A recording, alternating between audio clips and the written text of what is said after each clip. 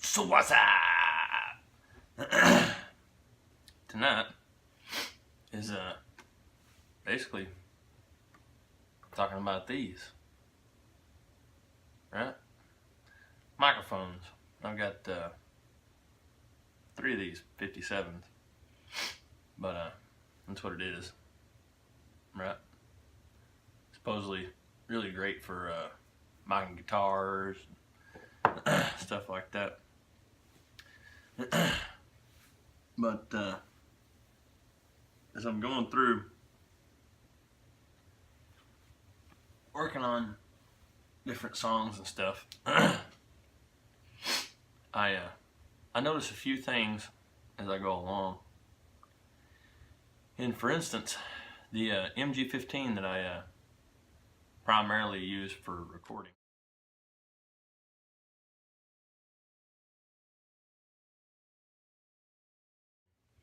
as strange as that seems, I've been micing with this thing. This is a 58, right? Because of the proximity effect, it picks up the low end really good. Since the amp is pretty damn small and it has a 10-inch speaker in it, this thing can make it sound way thicker, way better, right? If you get pretty damn close. So I've been experimenting with that, placing it different places, farther away, closer, right up on it, moving it around and stuff like that. And you can do 2 at the same time, or just 2 of these, or whatever. I gotta say though, this is the PG version, the cheaper version, right? I got this damn thing, and it's pretty old now. It's fairly beat up, scratched up, right? And of course, it has to have the famous browning removal of the coating from rubbing your face on it, your nose and stuff like that, from years of use. And I've used that microphone, oh my god, on everything, right? Because at one point, this was it. This is all I had.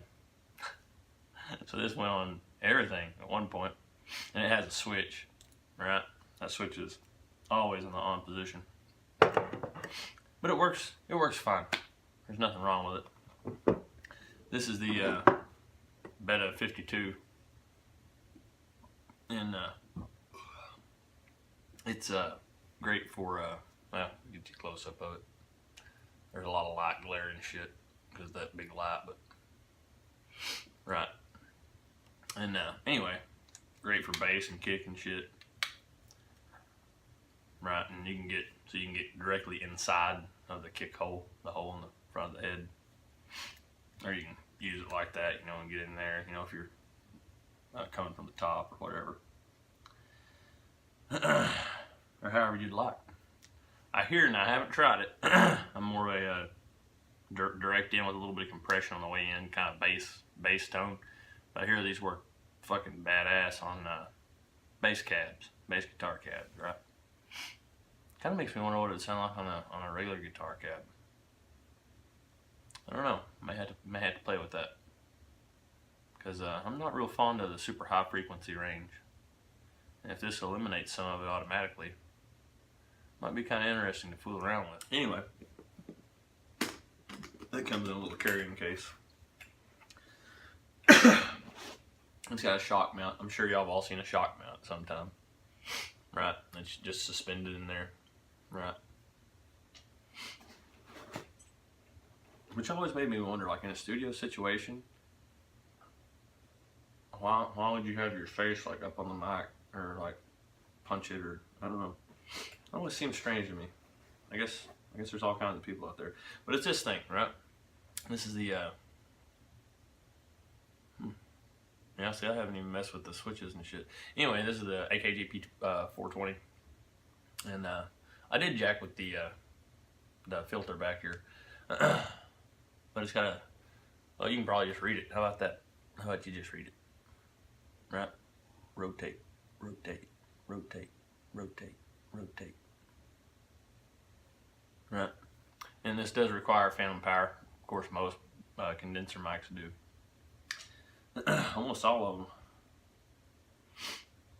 I think all of them. Anyway. Anyway, I could be wrong. There's probably one or two out there that don't, just for the sake of being different, you know. Anyway, this damn thing works really good. It's crystal clear, reproduces the sound pretty damn close to what it sounds like to the ear. Really, really, really close, right? And I'm sure that's what it's meant to do, you know. So, obviously it's going to be great for vocals and acoustic instruments and shit like that. I like the little case it comes with, though. I just think it's kind of handy. You can move it around, not have to worry about scuffing it up or fucking it up. And these microphones came together, right? I've got 3 of these, 1 of these. They come in a kit, a drum kit. But they're SM57s, you know, and this is a Beta 52. So they're just kind of all around mics. It's just they put all those microphones in one kit. That way you can mic your drums up, right?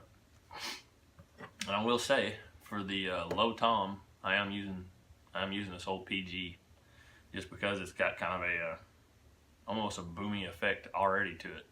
So it's perfect for the low tom. You can just chop just a little bit of the bottom end off and pull the upper mid range down. Sounds great, right? Or I guess if I really wanted to, I could use that the 420.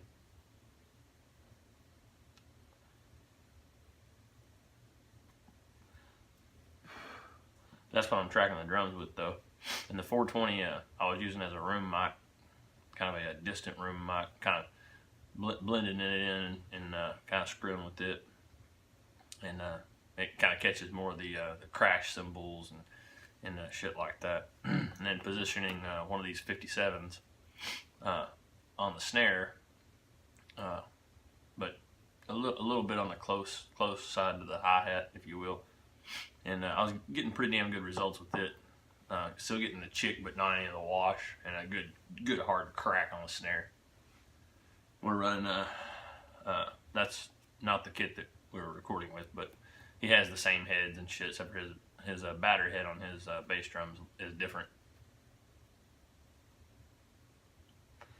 But it's all Evans shit. And yeah, I guess hell, that's about all I got. Oh wait, one more thing. This thing, right? Check this out. Most people are gonna know what this is, but I had to modify this. I got this for $5 at Big Lots. I don't know if everybody knows what a Big Lots is, but it's like kind of like a miniature Walmart, but they carry just some off-the-wall shit for really, really cheap. Anyway, this thing was $5. And what it does is it sticks to your windshield or any surface that's super smooth. But it sticks to your windshield. That's what I'm using it for. You can do truck or videos in your vehicle and shit like that, you know, talk about stuff, shit of that nature. But I modified this one. Hope you can see that. You can see that paracord just wrapped around it. It was flimsy, really flimsy in the center because it was cheap as shit.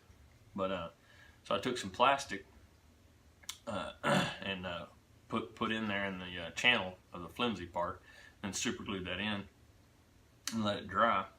Then I took this paracord, went around and around and around and around and around, and tied it real tight. And then, man, it's pretty solid. Like, I'm not gonna crank on it, I can break it, you know, but it's pretty damn solid. Because what I was getting was a whole shitload of wobble, you know, it just jiggle, you know, and just made the video look even shittier than shit. It was horrible. It looked terrible. The best one I got out of it was the very first one there, where I was basically doing like 10 miles an hour, right? Yeah, hell, that's about all I got for you. Just check out from the neck up. If anybody knows any cool tips or tricks or anything with running microphones and getting cool guitar sounds and shit, other than the standard, you know, everybody knows you can run, you know, 257s, you know, and shit like that. Almost everybody knows that. Yeah, got any cool tips or tricks, let me know. I'm kind of a standard tuning player dude. Got a few different amps. I've got some videos on those. Yeah, but we're off to the races.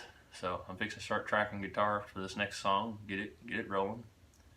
And you know anything cool? Let me know.